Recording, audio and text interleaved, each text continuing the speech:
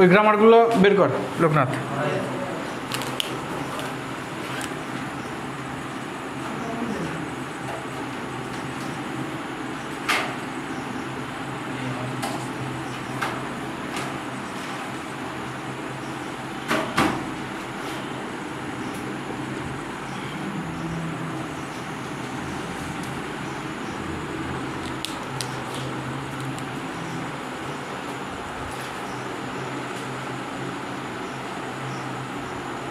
আমার কাগজটা ঘরের ভেতরে রেখে দিয়েছি, টেবিল আছে।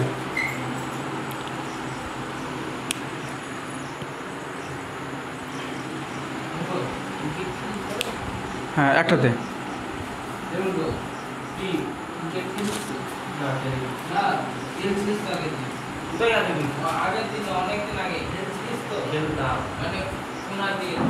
এই প্রথম প্রশ্নটা দেখ।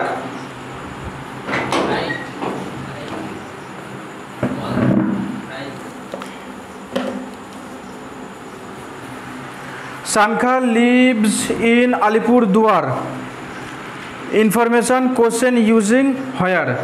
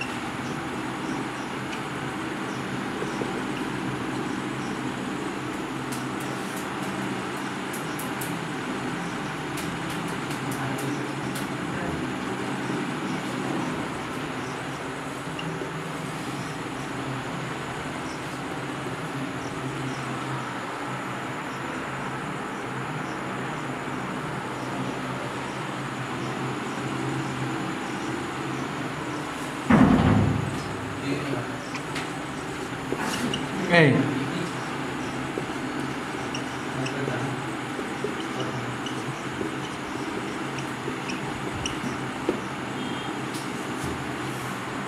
They have gone to a picnic. এটা কি করতে হবে? Interrogative sentence using where?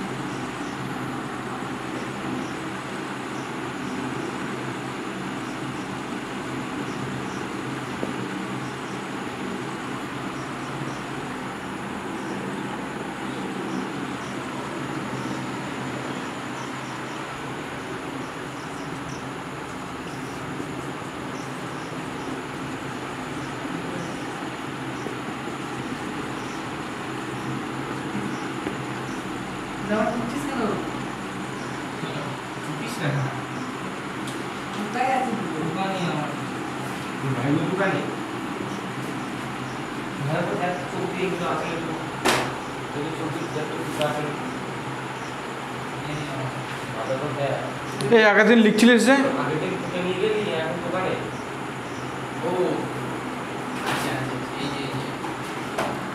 এই দেখ প্রথম প্রশ্ন হচ্ছে সানকা লিভস ইন আলিপুরদুয়ার, এর মানেটা কি হবে? হ্যাঁ সানকা আলিপুরদুয়ারে বাস করে। এবার ইনফরমেশন কোশ্চেন ইউজিং হোয়ার, হোয়ার দিয়ে প্রশ্ন বানাতে বলেছে। এই যে কোশ্চেন আছে মানে প্রশ্ন বানাতে হবে। হ্যাঁ সানকা আলিপুরদুয়ারে থাকে, কোথায় দিয়ে প্রশ্ন বানাতে হবে? তাহলে সানকা কোথায় থাকে? হ্যাঁ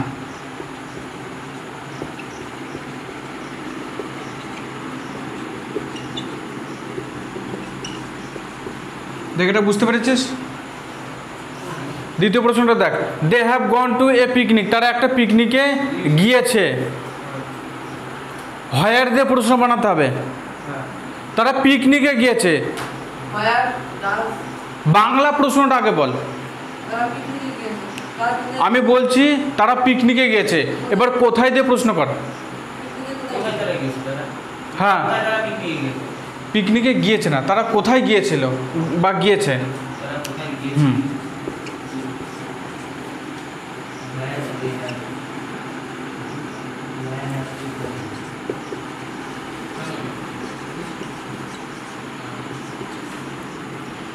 পিকনিকটা সরে গেল, এখানে আলিপুরদুয়ার সরে গেছিল। ইনে তো সরে গেল, হি কোথায় আছে? ইন আলবিয়াতে সরে গেছে।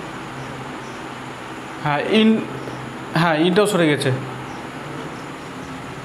I went to school yesterday, আমি আগামীকাল স্কুলে গিয়েছিলাম। ডিড দিয়ে প্রশ্ন বানাতে হবে। Did মানে ডিড পাস্ট টেন্সের প্রশ্ন জিজ্ঞাসা করার জন্য ডিড বসাতে হয় শুরুতে। এর আনসারটা দেখ কীভাবে লিখতে হবে। Where did when?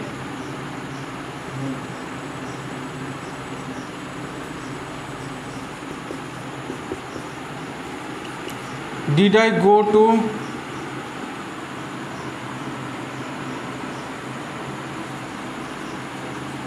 School yesterday, এটা তো আলাদা হবে। হ্যাঁ এটাও হবে। আর হোয়েন দিয়েও বানানো যাবে। When did I go to school, জিজ্ঞাসা চিহ্ন।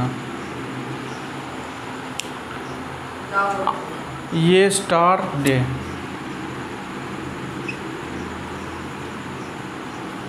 এই উত্তরটা ছোট্ট করে লিখে নিস তো নিচে। এই প্রশ্নের উত্তরে এটা লেখা আছে, এটাও লিখে নে।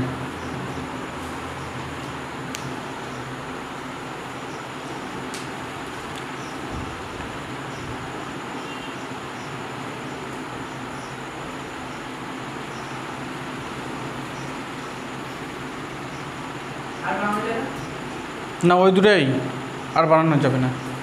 এই প্রশ্নগুলো বের করে বসতে হয়। বের করে বসেছি। আমাদের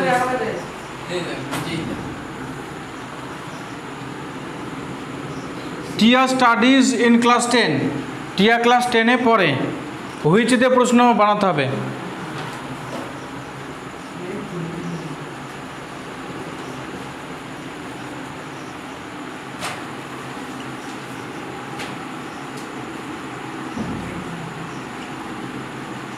সি নম্বরটা।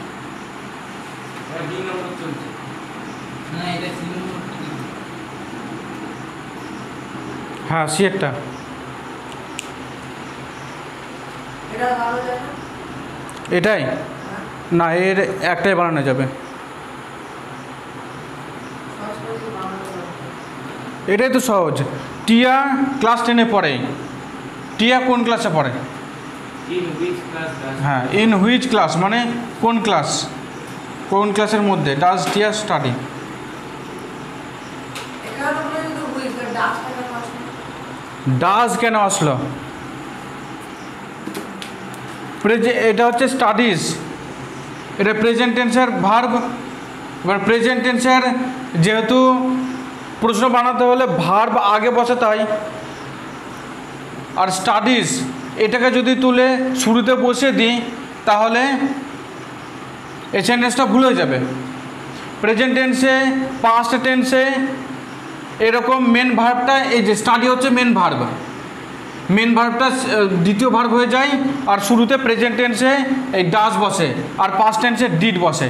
এই দুটো দিয়েই প্রশ্ন বানাতে হয়। আর ওখানে ডিড ওখানে বলছে ডিড আর তুমি মনে হয় বের করো। এই যে এখানে ডিড আছে ডিড থাকলে হয় না, শুধু ডিড দিয়েও সেন্টেন্স বানানো যাবে, আর এই WH ওয়ার্ড দিয়েও সেন্টেন্স বানানো যাবে। মেন কথায় এই সেন্টেন্সের মধ্যে ডিড থাকতে হবে। তাহলে ঠিক। হ্যাঁ, বুঝতে পারলি? এগুলো পড়ানো হবে একটু পরে। হ্যাঁ,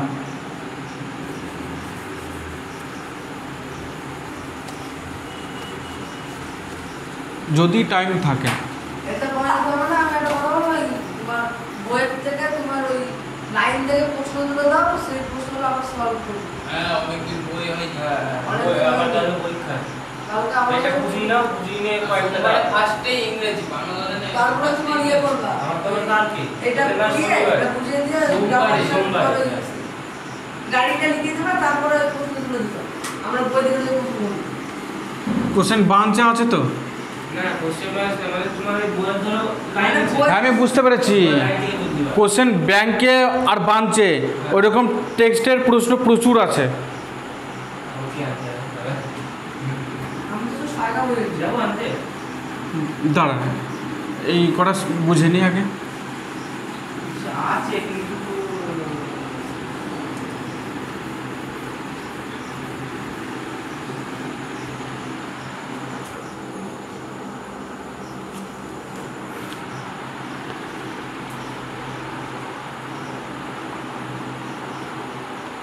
আচ্ছা এই সবগুলো করাচ্ছি না, তোরা দেখ কোন প্রশ্নটা কঠিন লাগছে সেটাই বুঝিয়ে দেবো।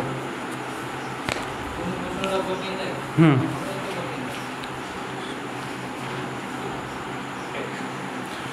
তারপরে তো কঠিন লাগে। আচ্ছা দেখ, সি ফিভারের গ্রামারের প্রশ্নগুলো দেখ। বলে দাও, তুমি তো বলে দাও। এটা অঙ্ক বলে দাও। হ্যাঁ, সি ফিভারের গ্রামার প্রশ্নগুলো দেখ। হোয়াট এ শকিং সাইট, দে exclamation mark, change into an assertive sentence. এই প্রশ্নটাই আছে এক্সক্লেমেটরি সেন্টেন্সে। এবারে এটাকে হ্যাঁ সূচক বাক্য বানাতে হবে। এই প্রশ্নটার মানে হচ্ছে হোয়াট এ শকিং সাইট, মানে হোয়াট ইজ শকিং সাইট হ্যাঁ change into an assertive sentence. হ্যাঁ এক্সক্লেমেটরি সেন্টেন্স না, এই প্রশ্নটা এক্সক্লেমেটরি সেন্টেন্স, যেহেতু এর শেষে এক্সক্লেমেশন মার্ক আছে। ও আর বাড়াতে হবে অ্যাসার্টিভ। হ্যাঁ হ্যাঁ সূচক বাক্য। আচ্ছা তুমি মানে কি? অ্যাসার্টিভ মানে হ্যাঁ সূচক। আসো। আচ্ছা প্রশ্নটার মানে দেখ, কি অবাক দৃশ্য। এবার এটাকে হ্যাসূচক বাক্য বানাতে হবে। What is shocking sight. হ্যাঁ, it is a very shocking sight, এটা খুবই অবাক করা দৃশ্য। এবার এটা হ্যাসূচক হলো কি করে, কারণ এটা আমি নর্মালভাবে বললাম আর প্রশ্নতে অবাক হয়ে বলা আছে। বিয়েটা দেখ, I am sure of his success, change into a complex sentence. Complex এটা লিখে বোঝাতে হবে।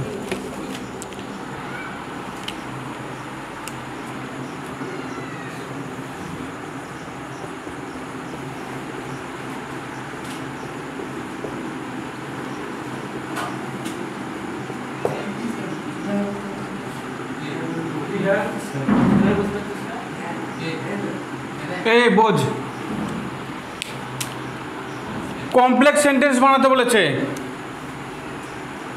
সিম্পল সেন্টেন্সে কি থাকে, একটা সাবজেক্ট থাকে, একটা ভার্ব থাকে, আর বাকি অবজেক্টের অংশ থাকে, এর মধ্যে সাবজেক্ট আর ভার্ব থাকবে না, সেই সেন্টেন্স হয় সিম্পল সেন্টেন্স। এবারে এতে দেখ সাবজেক্ট আছে, ভার্ব আছে, বাকি এইটুকু হচ্ছে অবজেক্টিভ পার্ট।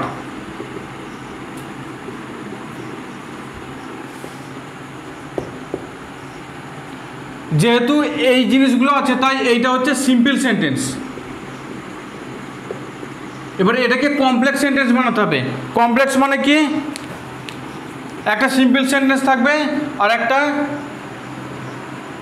সাবঅর্ডিনেট ক্লজ দিয়ে সেন্টেন্স বানানো থাকবে, একটা প্রিন্সিপাল একটা সাবঅর্ডিনেট ক্লজ। এর আনসারটা হবে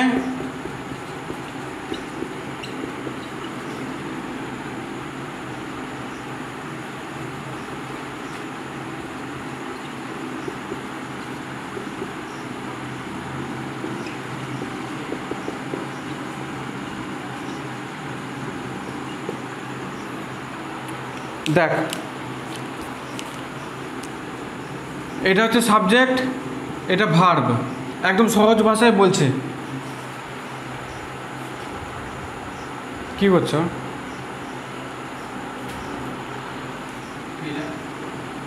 সিম্পল সেন্টেন্সে একটা সাবজেক্ট আর একটা ভার্ব থাকে, কিন্তু এই কমপ্লেক্স সেন্টেন্সে একটা সাবজেক্ট ভার্ব থাকবে আর একটা সাবজেক্ট ভার্ব থাকবে, ঠিক আছে?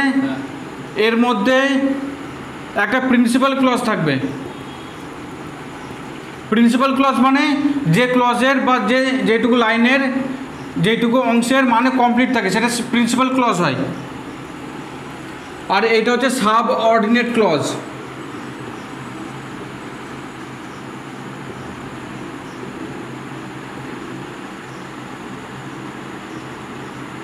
তাহলে যে সেন্টেন্সে একটা প্রিন্সিপাল ক্লজ থাকে আর একটা সাবঅর্ডিনেট ক্লজ থাকে, সাবঅর্ডিনেট ক্লজ মানে যার মানে কমপ্লিট থাকে না, এই লাইন এইটুকু দিয়ে মানে কমপ্লিট হয়।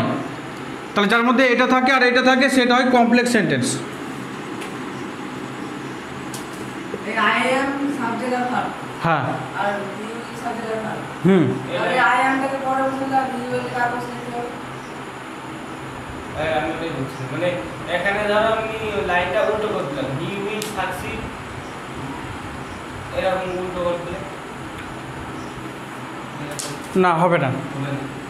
না আরেকটা আছে না যে এই বলতে নাহলে একই থাকবে, শুধু I am টাকে এখানে ঠিক দাও আর you will টাকে সিকিউর করো। আর না মানেটা হচ্ছে না, না তৈরি হবে না। মানে তৈরি দ্য কমপ্লেক্স সেন্টেন্স কীভাবে পাল্টালাম বুঝতে পারলি? হ্যাঁ এখানে দ্যাট, যেহেতু কমপ্লেক্স সেন্টেন্সে সাবজেক্ট ভার্ব দুটো করে রাখতে হয়, সেই জন্য এই দ্যাট বসালাম, হি উইল এই দুটো যোগ করে দিলাম। বুঝতে পারলি? আমি লিখবো না লিখতে হবে না। Snigdha is not only wise but also brave. Change into a simple sentence.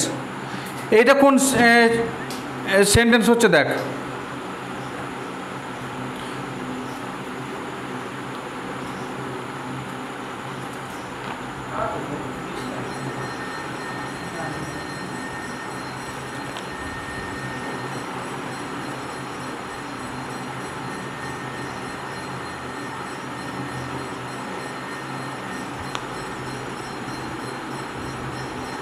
এই নট অনলি বাট অলসো হচ্ছে এই প্রশ্নটা হচ্ছে কম্পাউন্ড সেন্টেন্স, আর এটাকে সিম্পল সেন্টেন্স বানাতে হবে, মানে এমন সেন্টেন্স যার মধ্যে একটা সাবজেক্ট আর একটা ভার্ব থাকবে।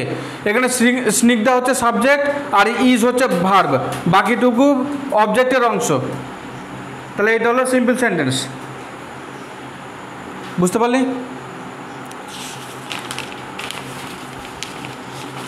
এবার স্প্লিটিং আছে। স্প্লিট মানে কি? স্প্লিট মানে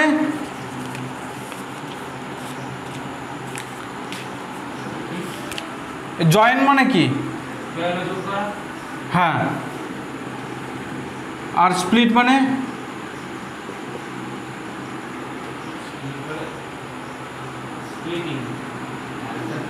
স্প্লিট, দেখবি স্প্লিটিংয়ে ব্যায়াম আছে, পা দুটো টান টান করে ছড়িয়ে দেয়, স্ট্রেচ করা বলা যাবে। জয়েনে যেমন যোগ করতে হয়, স্প্লিটে তেমন ভাঙতে হয় বা ভাগ করতে হয়। কি বলবো এটাকে? স্প্লিট মানে দুটো সেন্টেন্সে ভাঙা।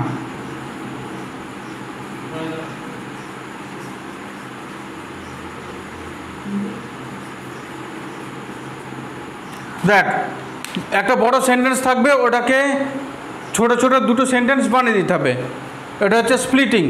আর জয়েন মানে দুটো ছোট ছোট সেন্টেন্সকে যোগ করে একটা বড় সেন্টেন্স বানাতে হয়।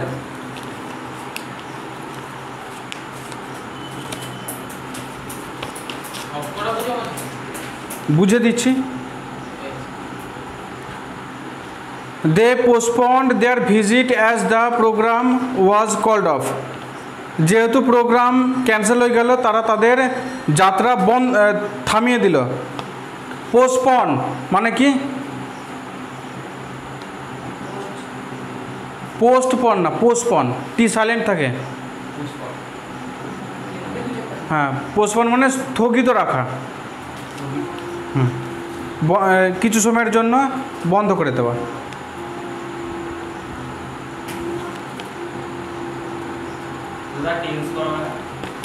সব করাবো।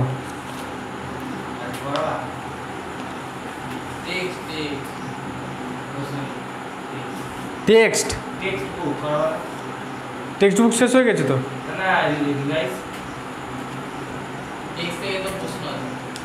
আমার তো কাল করছি, সেটাই বলছি। তাহলে এগুলো বন্ধ করে দিই, গ্রামারগুলো। আর এই সি ফিভারে কটা বাকি আছে? সি ফিভারে আর দুটো বাকি আছে? সি ফিভার না, হ্যাঁ, হয়ে গেছে? হ্যাঁ। তাহলে আমি নিয়ে আসবো?